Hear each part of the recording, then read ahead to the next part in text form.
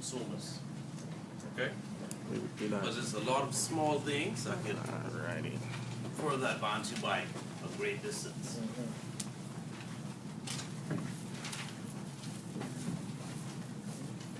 Okay. One of the first things I'm going to cover on is guanxi. Guanxi is a Chinese word for relationships. Now I'm sure Ms. Lowe already went on that relationships are important in timeshare as well. But in Chinese business, relationships are even more important. When you're talking about 65 to 70% of your conversation should be personal. No business. Nothing business related.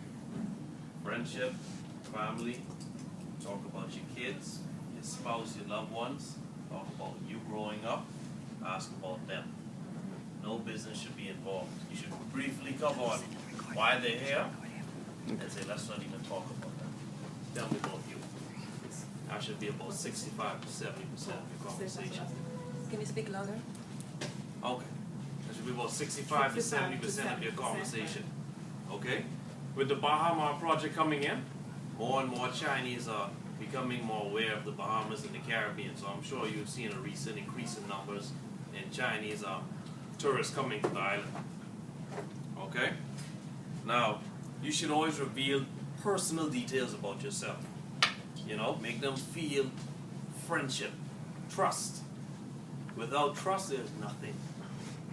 Nothing will happen. You won't know. I'll further go on to that, but trust is very important. So you have to show things like, it's a little secret of mine, or, you know, this me. Just what I do, tell me about you.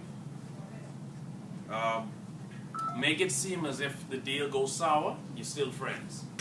It doesn't matter. This don't have to happen. But we're going to be friends after this. We're going to keep in contact. That's important.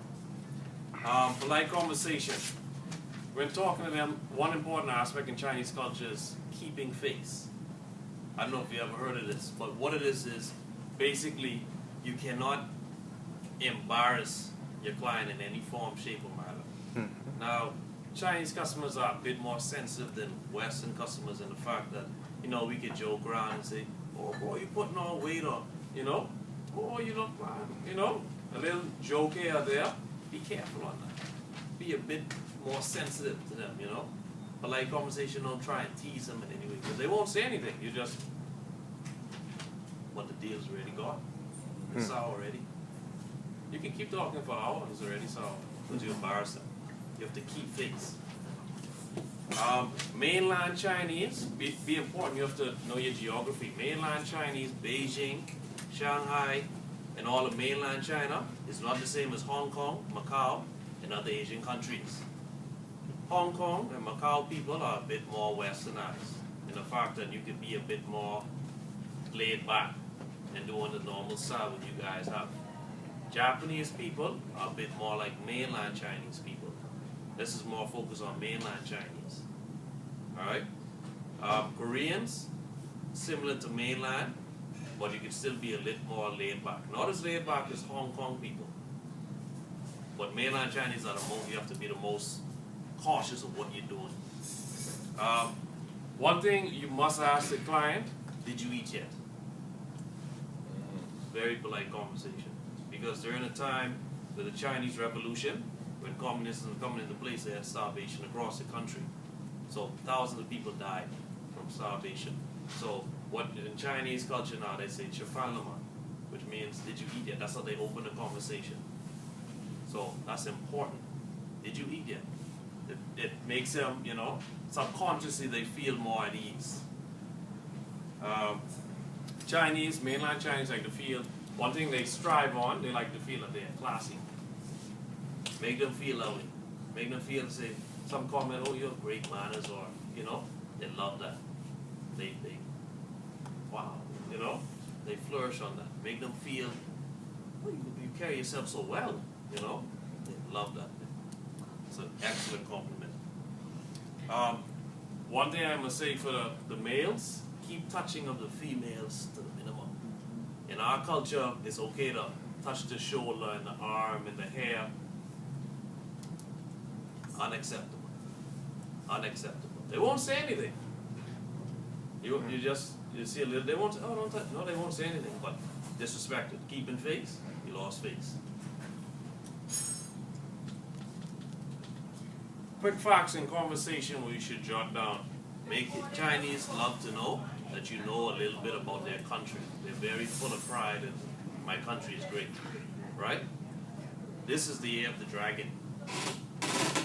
This is the time when the most children are conceived. So that could be a small joke. You can incorporate that all the time for you guys to make a child. Or, you know, this year of the dragon, I think it's every 12 years. You know, it's an animal for each year. It's the year of the dragon. That's when the most children are conceived normally for thousands of years.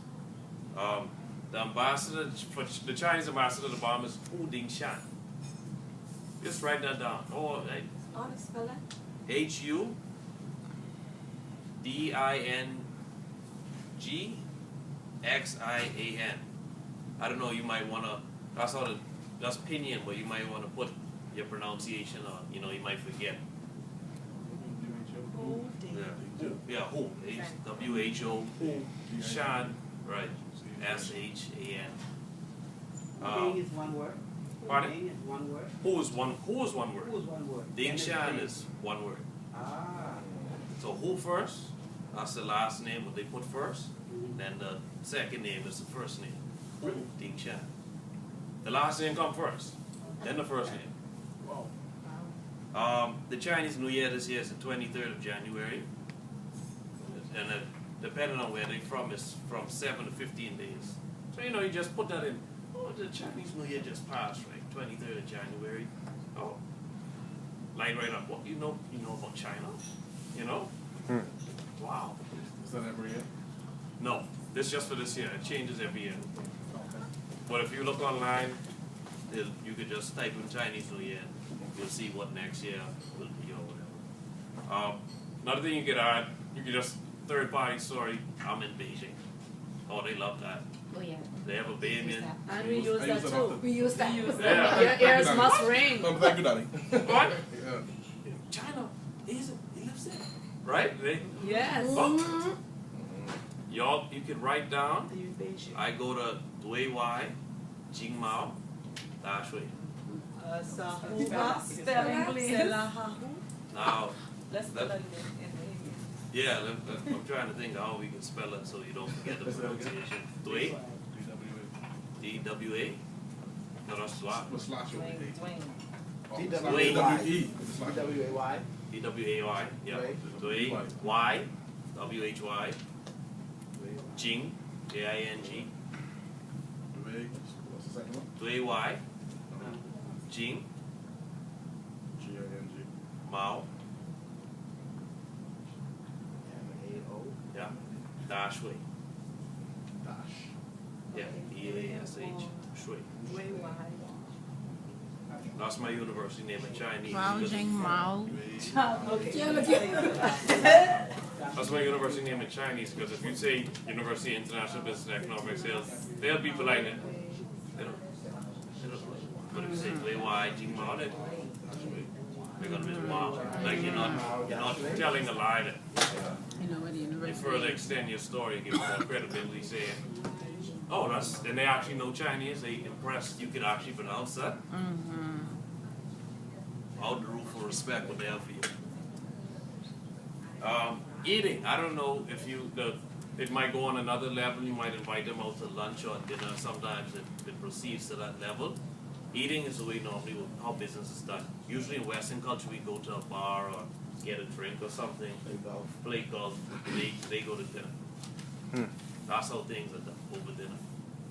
So inviting them to dinner is if you want to extend it and to close it or something, inviting them to dinner is the way to do it. Also, I know they offer food here. Now, initially you will offer them some food, right? They're gonna say no. That's a polite way to do it. No. You have to offer it 3 times. Wow. Because initially they say no thank you. Gifts? No. You have to almost push it on them. Please take it from me. Please come eat. Bring yourself a plate of food as well. Please eat with me. Please, I don't want to be embarrassed. Please eat with me. Join me, please. It's excellent, you know.